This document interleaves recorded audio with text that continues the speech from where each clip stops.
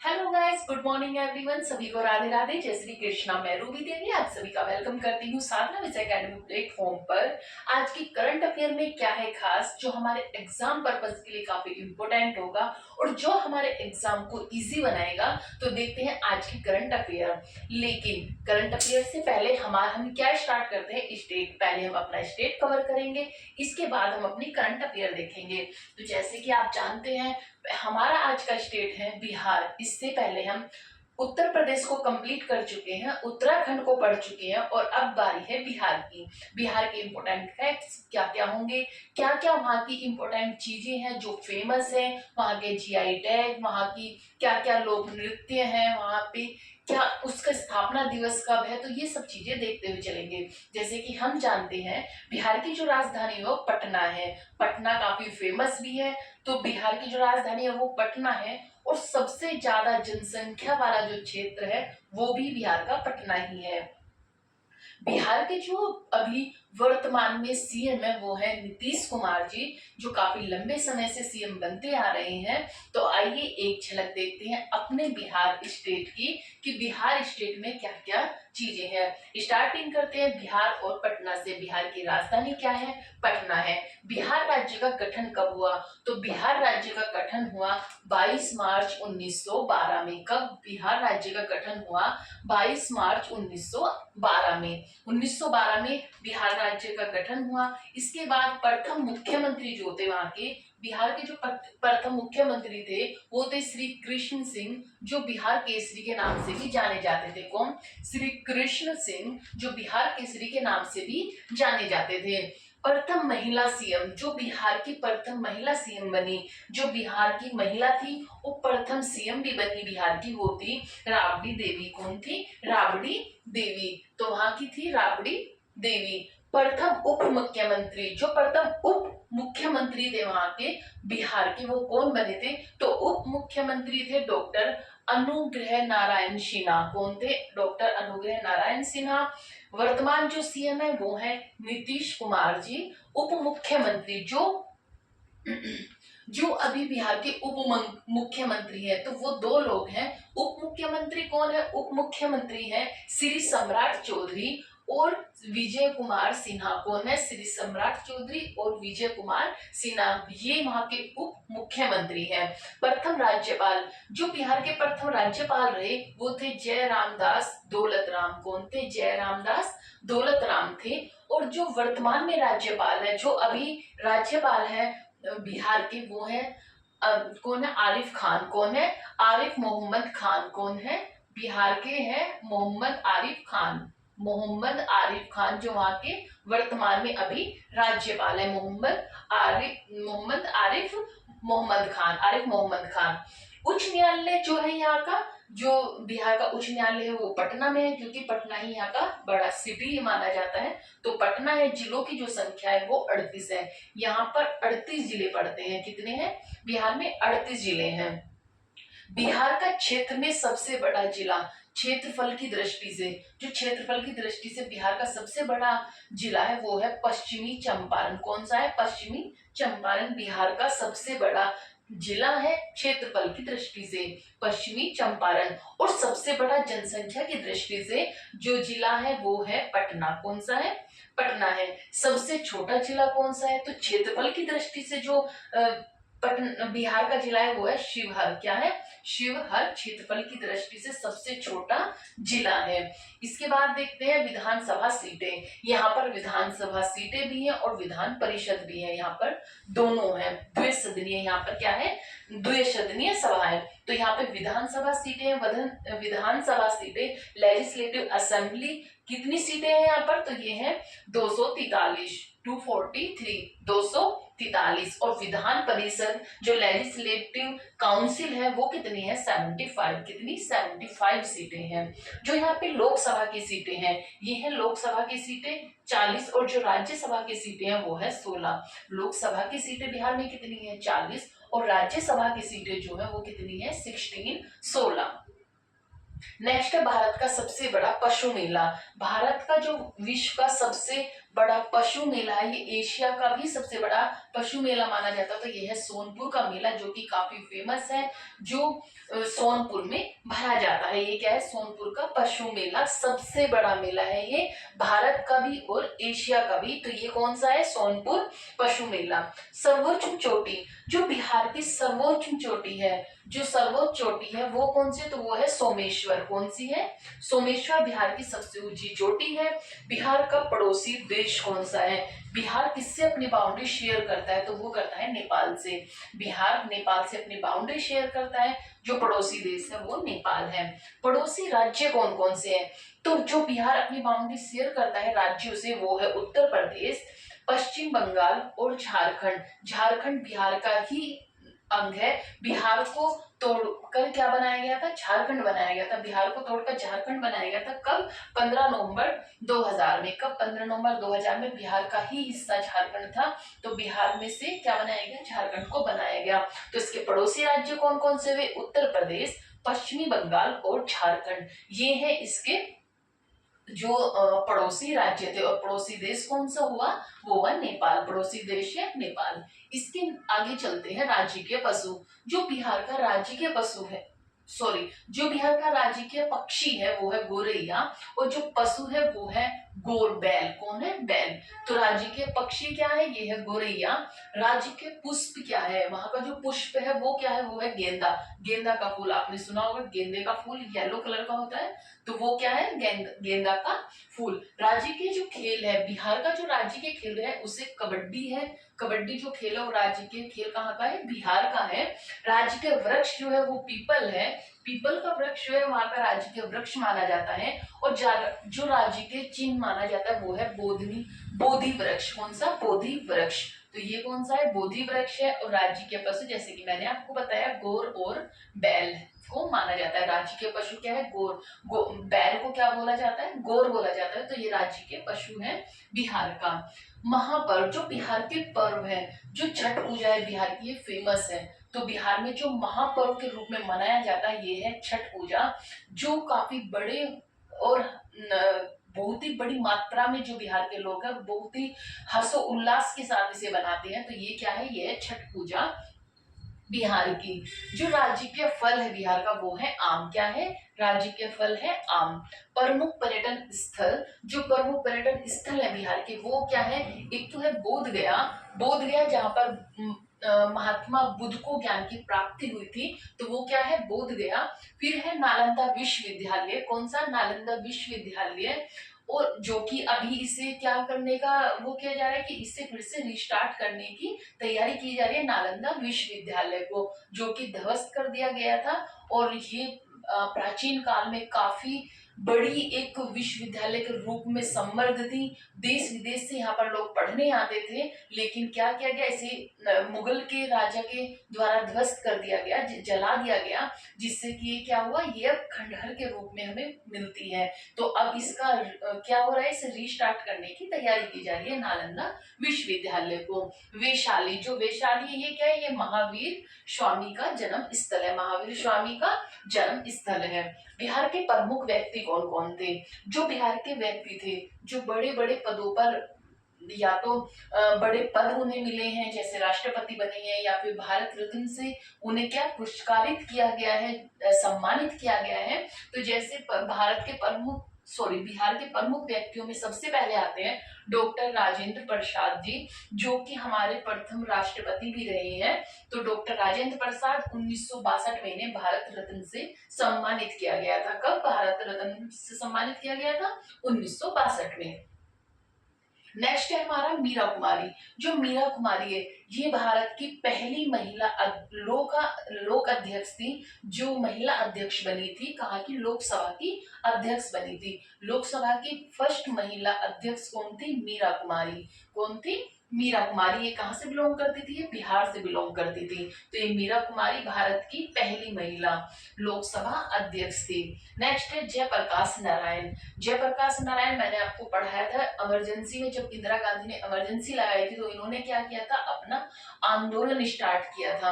तो उसी टाइम पे मैंने आपको इनके बारे में बताया था। ये क्या थे, इन्होंने संपूर्ण क्रांति के जनक माने जाते हैं। क्या माने जाते हैं? संपूर्ण क्रांति के जनक माने जाते हैं। जब इंदिरा गांधी ने थर्ड इमरजेंसी लगाई थी तो इन्होंने क्या किया था, इन्होंने अपना आंदोलन स्टार्ट कर दिया था, जिससे क्या हुई थी, इंदिरा गांधी घबरा गई थी। और क्या किया उन्होंने, थर्ड इमरजेंसी लगा दी थी। सभी अपोजिशन पार्टी वालों को क्या कर दिया था, जेल में बंद करा दिया था। जो उनकी ही पार्टी के लोग थे, उन्हें अपोज कर रहे थे, उन्हें भी उन्होंने क्या किया, जेल में करा दिया था। और जो लोग आंदोलन कर रहे थे उन लोगों को भी जेल में बंद करा दिया था, अरेस्ट करा दिया था। नेक्स्ट है उस्ताद बिस्मिल्लाह खां, जो कि भारत रत्न से नवाजे गए 2001 में। नेक्स्ट है शारदा सिन्हा, जो शारदा सिन्हा ये पद्म विभूषण से नवाजा जा चुका है। इन्हें 2025 में पद्म विभूषण दिया गया था। जब छठ पूजा होती है तो उस टाइम पे जो आप आवाज सुनते हैं, जो गाना सॉन्ग सुनते हैं, वो किसने गाया है, वो है इनका शारदा सिन्हा का। कर्पूरी ठाकुर भारत रत्न से नवाजे गए इन्हें 2024 में। कब? 2024 में कर्पूरी ठाकुर को भारत रत्न से नवाजा गया है। फिर चलते हैं बिहार की रामसर साइट। रामसर साइट कौन कौन सी है? तो बिहार की रामसर साइट है, फर्स्ट है कांवर झील। कौन सी? कांवर झील। सेकंड है नागी पक्षी अभ्यारण्य, नागी पक्षी अभ्यारण्य। और थर्ड है नकटी पक्षी अभ्यारण्य, नकटी पक्षी अभ्यारण्य। तीन कौन कौन सी रामसर साइट है? कांवर झील, दूसरा है नागी पक्षी अभ्यारण्य और नकटी पक्षी अभ्यारण्य। ये इसके रामसर साइट है। अब देखते हैं बिहार की किस किस वस्तु को या किस किस चीजों को जीआई टैग मिला है। तो जो जीआई टैग मिला है, सबसे पहले शाही लीची, जो बिहार की फेमस है, शाही लीची को जीआई टैग दिया गया है। तो शाही लीची, भागलपुर जर्दालू आम, जो भागलपुर का जर्दालू आम है, उसे भी जीआई टैग दिया गया है, ये भी बिहार में मिलता है। मधुबनी पेंटिंग, जो बिहार की मधुबनी पेंटिंग है, इसे भी क्या जीआई टैग दिया गया है। नेक्स्ट है कतरनी चावल, जो कतरनी चावल है उसे भी, ये भी बिहार का बड़ा फेमस है और इसे भी जीआई टैग से, इसे जीआई टैग दिया गया है। मगही पान को दिया गया है। सैलाब का खाना, खाजा, सीलाव का खाजा, इसे भी जीआई टैग दिया गया है। तो ये क्या है, बिहार के जीआई टैग दिए गए जिन वस्तुओं को, ये वो थी कौन कौन सी? शाही लीची, भागलपुर जर्दालू आम, मधुबनी पेंटिंग, कतरनी चावल, मगही पान, सिलाव का खाजा। तो नेक्स्ट चलते हैं हम बिहार के प्रमुख हस्तशिल्प पर। जो बिहार के प्रमुख हस्तशिल्प हैं वो कौन कौन से हैं? तो मधुबनी पेंटिंग, जो कि काफी फेमस है। मधुबनी पेंटिंग क्या है? ये हाथों से बनाई हुई पेंटिंग है, हाथों से बनाई जाती है। चावल कुछ रंगों से इसे सजाया जाता है, तो ये हाथों से बनाई जाती है। सेकंड है मंजूषा कला। कौन सी है? मंजूषा कला को भी कैसे बनाया जाता है? हाथों से बनाया जाता है। फिर देखते हैं प्रमुख लोक नृत्य, जो बिहार के प्रमुख लोक नृत्य हैं वो कौन कौन से हैं? तो बिहार के प्रमुख लोक नृत्यों में आता है जाट जाटिन का नृत्य, लोक नृत्य, विदेशा विदेशिया, झुमरी झुमरी, बखो बखिनी, राम खोलिया, शाम सकेवा। कौन सी? शाम सकेवा। ये सब क्या है? प्रमुख लोक नृत्य हैं, कहाँ के? बिहार के। अब चलते हैं बिहार का राष्ट्रीय उद्यान, नेशनल पार्क कौन सा है? तो वाल्मीकि राष्ट्रीय उद्यान, जो इसका इकलौता क्या है, नेशनल पार्क है। कौन सा है? वाल्मीकि राष्ट्रीय उद्यान। ये कहाँ पर है? ये है पश्चिमी चंपारण में। कहाँ पर? पश्चिमी चंपारण में पाया जाता है। ये है बिहार के कुछ इंपोर्टेंट फैक्ट्स जो एग्जाम में काफी बार पूछे जाते हैं। बिहार के जो टीचर के एग्जाम होते हैं, बिहार से रिलेटेड जो बिहार स्टेट होता है या फिर बिहार पीसीएस होता है, इन सब में क्या ये क्वेश्चंस पूछे जाते हैं। तो बिहार से रिलेटेड मैंने आपको ये सब फैक्ट्स बताए जो काफी इंपोर्टेंट थे। इंपोर्टेंट जैसे कि लोकसभा सीट, राज्यसभा सीटें एग्जाम में काफी बार पूछी जा रही हैं, जैसे विधानसभा सीटें और जो विधान परिषद सीटें, ये भी एग्जाम में काफी बार पूछी जा रही है। क्योंकि क्या होता है, जैसे अभी जो वर्तमान में सीएम चल रहे हैं, ये हमें बेसिकली मतलब कि जनरली याद रहते हैं, लेकिन जो ये जैसे कि प्रथम सीएम कौन थे, विधानसभा सीट कौन सी है, लोकसभा सीटें कौन सी हैं, तो ये क्या नए नए क्वेश्चंस निकालकर पूछे जा रहे हैं। तो ये एग्जाम में काफी टाइम पूछे जाते हैं। बिहार की किस वस्तु को जीआई टैग मिला, 4 ऑप्शन दे देंगे, इसमें से आपको चूज करना है कि कौन सा जीआई टैग मिला है या फिर लोक नृत्य कौन सा है बिहार का। तो ये काफी बार एग्जाम में पूछे जा रहे हैं, तो इसमें से कोई भी क्वेश्चंस बन सकते हैं। तो इसीलिए अगर आप इसे रिवाइज करते हुए चलेंगे तो क्या होगा, हमारे जो स्टेट है वो कंप्लीट भी हो जाएंगे। हमें अपने भारत की ज्योग्राफी पता चलेगी, कहाँ पर कौन सा नृत्य, सब चीजें की कहाँ कहाँ पर होती हैं। उससे हमारी जो एक ज्योग्राफिकल जो स्ट्रक्चर है वो हमारी क्या बनेगी, स्ट्रॉन्ग बनेगी। तो इसी के साथ हमारा ये बिहार का टॉपिक खत्म होता है। इसके बाद हम चलते हैं करंट अफेयर पर। आप सब इसका स्क्रीनशॉट ले लीजिए और अच्छे से याद करेगा। अगर आपको ये मेरा पढ़ाया हुआ समझ आया हो तो वीडियो को लाइक करना और सब्सक्राइब करना और शेयर भी करना। तो आप इसका स्क्रीनशॉट लीजिए। नेक्स्ट चलते हैं हम अपनी करंट अफेयर पे। आई होप आपने स्क्रीनशॉट ले लिया होगा। अब चलते हैं अपनी करंट अफेयर के कुछ क्वेश्चंस को देखते हुए। ऑलराइट, देखते हैं next current affair. Current affair का फर्स्ट क्वेश्चन देखते हैं, जैसे कि है प्रकृति बहाली के लिए AIM4 नाटू रे पहल किसने लॉन्च की। तो ये किसने लॉन्च की, ये की है FAO ने। किसने, FAO ने, food and agriculture organisation. FAO की फुल फॉर्म क्या है, फूड एंड एग्रीकल्चर ऑर्गेनाइजेशन ने इसकी पहल की है। ये क्या है, ये है AIM4 जो है नाटू रे। नाटू रे, जो ये नाटू है और रे इसे बोलते हैं नेचर, और रे का है रिस्टोरेशन। प्रकृति की बहाली के लिए, प्रकृति की बहाली के लिए पहल क्या है, ये है AIM4 नाटू रे मिशन। ठीक है, ये जो पहल की गई है, लॉन्च की गई है, प्रकृति के बहाली के लिए की गई है। तो ये पहल की जो ये रिस्टोरेशन है, इसमें किसने फंडिंग की है, तो इसमें जो AIM4 नाटू रे में फंडिंग की है, ये की है यूके ने, इंग्लैंड ने। किसने की है, यूके इंग्लैंड ने की है। कितनी की फंडिंग की है, तो ये की है $9 मिलियन की। कितनी, $9 मिलियन। कितना, $9 मिलियन की फंडिंग की है। किसमें की है, इसमें AIM4 नाटू रे में फंडिंग की है। ये कब स्टार्ट होगा, तो ये कब से कब तक होने की संभावना है, तो 2025 से लेकर तो 2028 के बीच इसकी चलने की संभावनाएं हैं। फिर देखते हैं, ये हुआ हमारा FAO। इसी में कुछ और देख लेते हैं, जैसे IUCN क्या है। IUCN जो है ये है international union for conservation of nature. अच्छा, जो ये FAO है, इसकी जो स्थापना हुई थी, FAO की स्थापना हुई थी 16 अक्टूबर 1945 में। कल 16 अक्टूबर 1945 में इसकी स्थापना हुई थी। और जो 16 अक्टूबर है, इसे हम किस में मनाते हैं, वर्ल्ड फूड डे के रूप में मनाते हैं। किसे बनाते हैं, FAO को। जो इसका हेडक्वार्टर है, FAO का जो हेडक्वार्टर है वो है रोम में, इटली के रोम में इसका हेडक्वार्टर है। ये हुई FAO के बारे में कुछ इंपोर्टेंट फैक्ट्स। अब देखते हैं हम IUCN, जो ये international union for conservation of nature है। ये क्या है, ये है जो रेड डेटा बुक होता है, रेड डेटा बुक होता है, उसे जारी जो करता है वो कौन करता है, ये करता है IUCN। कौन करता है, IUCN। रेड डेटा बुक जो जारी करता है IUCN करता है।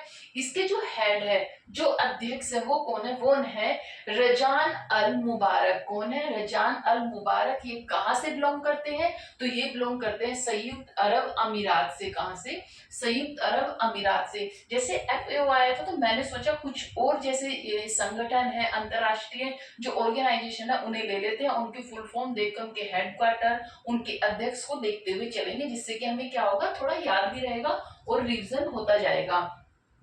तो ये हुआ IUCN का हेड, जो हेड है वो कौन है, रजान अल मुबारक है, संयुक्त अरब अमीरात से बिलोंग करते हैं। इसका जो हेडक्वार्टर है वो है ग्लेड में। कहां पर, ग्लेड में, स्विट्जरलैंड के ग्लेड में क्या है इसका हेडक्वार्टर है। और इसमें 1400 से ज्यादा सदस्य इसमें शामिल हुए हैं। नेक्स्ट है हमारा WWF। WWF की फुल फॉर्म क्या है, WWF की फुल फॉर्म है world wide fund and nature. World wide fund and nature. इसकी स्थापना कब हुई? तो इसकी स्थापना हुई 1961 में। कब हुई? 1961 में। इसका जो हेडक्वार्टर है, इसका हेडक्वार्टर भी स्विट्जरलैंड के ग्लैड में है। कहां पर? स्विट्जरलैंड के ग्लैड में है। और इसका जो प्रतीक चिन्ह है, जो WWF का प्रतीक चिन्ह है, वो है पांडा। क्या है? पांडा इसका प्रतीक चिन्ह है। तो इसका प्रतीक चिन्ह क्या है? पांडा। फिर देखते हैं हम CITES की फुल फॉर्म। CITES क्या है? तो CITES है कंजर्वेशन ऑन इंटरनेशनल वाइल्ड फोना एंड फ्लोरा। फोना एंड फ्लोरा ये क्या है? ये है वन्य जीव व वनस्पति की लुप्त प्राय जो ये फोना और फ्लोरा क्या होता है? वन्य जीव और वनस्पति की लुप्त प्राय में अंतरराष्ट्रीय व्यापार पर नियंत्रण करना। जो भी हमारी वन्य जीव हैं या वनस्पतियां हैं लुप्त प्राय होने वाली हैं, और उन पर क्या करना? उनके व्यापार पर नियंत्रण करना किसका काम है? CITES का। किसका?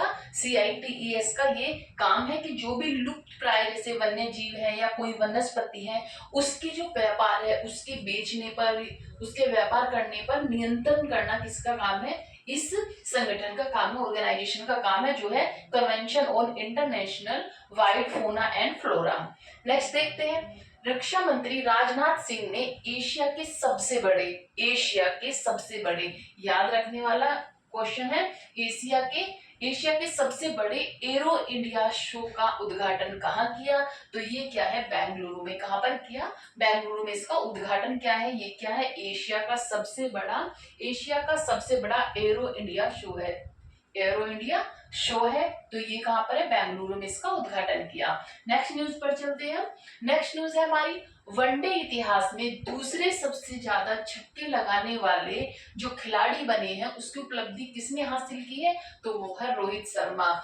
जो वनडे के इतिहास में जो सबसे ज्यादा दूसरा जो खिलाड़ी है, दूसरा सबसे ज्यादा छक्के लगाने वाले जो खिलाड़ी है, उसकी उपलब्धि हासिल की है किसने? रोहित शर्मा ने। नेक्स्ट न्यूज है हमारी, आर्टिफिशियल इंटेलिजेंस पर तीसरा वैश्विक सम्मेलन कहाँ हुआ? आर्टिफिशियल इंटेलिजेंस पर जो तीसरा हमारी वैश्विक सम्मेलन कहाँ पर हुआ? तो तीसरा वैश्विक सम्मेलन हुआ है कहाँ पर? पेरिस में। कहाँ पर? पेरिस में हुआ है। इसके फर्स्ट और सेकंड सम्मेलन कहाँ पर हुए हैं? तो जो AI का है, आर्टिफिशियल इंटेलिजेंस का जो फर्स्ट सम्मेलन हुआ था, वो हुआ था ब्लेचले में, जो कि कहां पर है? United kingdom. और सेकंड हुआ सियोल में, जो कि है साउथ कोरिया में। कहां पर? सियोल में, साउथ कोरिया में। फर्स्ट हुआ इसका बैलेचले में, जो कि उत्तराखंड में है। सेकंड हुआ सियोल में, जो साउथ कोरिया में है। और थर्ड हुआ पेरिस में। नेक्स्ट न्यूज देखते हैं, हाल ही में थाईपुसम, मैंने ये आपको पहले भी पढ़ाया था, थाईपुसम महोत्सव कहाँ मनाया गया है? तो थाईपुसम महोत्सव कहाँ मनाया जाता है? तमिलनाडु में। कहाँ का ये फेस्टिवल है? तो ये है तमिलनाडु का फेस्टिवल। ठीक है, थाईपुसम। नेक्स्ट न्यूज है हमारी, पीएम नरेंद्र मोदी देश के पहले ट्रांसशिपमेंट पोर्ट विंझिनजाम का उद्घाटन कहां पर करेंगे? हमने ये पहले भी पढ़ा था, विंझिनजाम। कौन सा विंझिनजाम? मैंने आज ही एक वीडियो बना के अपलोड की है। कौन सी विंझिनजाम पर एक पूरी डिटेल से उसे एक्सप्लेन किया है। जिसने नहीं देखा, मेरी वीडियो सेक्शन में जाकर उसे कंप्लीटली देख ले। वो ऐसे 12-15 मिनट की क्लास है, उसमें आपको इसकी सारी नॉलेज मिल जाएगी कि कहाँ कहाँ पर ये पोर्ट है। मैंने मैप के थ्रू बहुत ही डिटेल में उसे समझाया हुआ है। तो जो विंझिनजाम का उद्घाटन कहाँ पर हुआ है? केरल में हुआ है। केरल के तिरुवनंतपुरम में। कब हुआ ये? 2 मई 2025 में। प्राकृतिक रूप से ये क्या है? गहरा है। प्राकृतिक रूप से इसकी गहराई कितनी है? 18 से 20 मीटर इसकी गहराई है। इसीलिए ये क्या अपनी एक अलग छाप बनाता है। नेक्स्ट न्यूज है हमारी, भ्रष्टाचार धारणा सूचकांक 2024 में 180 देशों में, कितना? 180 देशों में से भारत को कौन सा स्थान मिला है? तो वो मिला है 96 स्थान। कितना? 180 में से हमारा 96वां स्थान है, 96 प्लेस पर है। नेक्स्ट न्यूज है हमारी, राजा भलिंद्र सिंह ट्रॉफी से किसे सम्मानित किया गया? जो राजा भलिंद्र सिंह ट्रॉफी है किसे दी जाती है? ये दी जाती है कि जो गेम में सबसे अच्छा प्रदर्शन करता है, सबसे अच्छा प्रदर्शन करता है, मेडल जीतता है, उसे ये ट्रॉफी दी जाती है। तो 80th हमारे जो 38th हमारे नेशनल गेम हुए थे, इसमें सर्विसेज किसने, सर्विसेज ने ये पुरस्कार जीता है। जो ये हमारे 38th नेशनल गेम हुए थे, इसका जो शुभंकर था वो कौन था? मोली था। और ये कहाँ पर हुए थे? ये हुए थे उत्तराखंड में। कहाँ पर हुए थे? ये उत्तराखंड में हुए थे। और शुभांकर कौन था? इसका मोली शुभांकर था। नेक्स्ट न्यूज है हमारी, रूस के विजय दिवस समारोह में, किसमें? विजय दिवस समारोह में, समारोह में 2025 में भारत का प्रतिनिधित्व कौन करेंगे?